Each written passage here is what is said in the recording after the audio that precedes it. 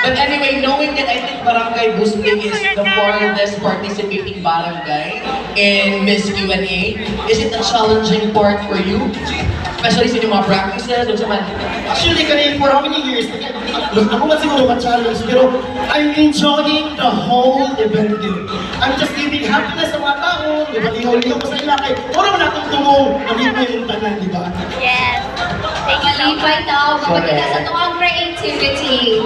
And of course, speaking of creativity, ay okay na. Perfect. Are you ready for your question, Barangay Busbig?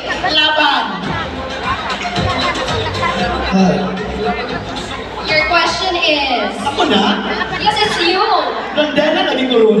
Your question is, isip kung sa ka-member sa LGBTQIA+ community sa atong syudad, unsa ang imong mga pamaagi o programa para maabot nato ang Together We Can for One Balay-Balay. Again, isip ko sa ka-member sa LGBTQIA community sa atong syudad, unsa ang imong mga pamaagi o programa para maabot nato ang Together We Can for One Balay-Balay. Okay, thank you so much. Actually, as part of the LGBT, di naman ko tagatanaw panglantaw sa karon lang. Di pa kalantaw ka sa pang kinabukasan din, which is itong mga younger ones, itong mga gagmay nga bayo. Ako mag-outreach ko, then I will educate them para di sila ma-discriminate like me. For how many years discriminate ko? For how many years I bully ko? It's because of my color o sa kadako-dako. But now, standing in front of you, telling you, stand with your own, believe in your own, kay maunang ayusa sa malay-balay. Ang malay-balay din ang bayot na laki babae.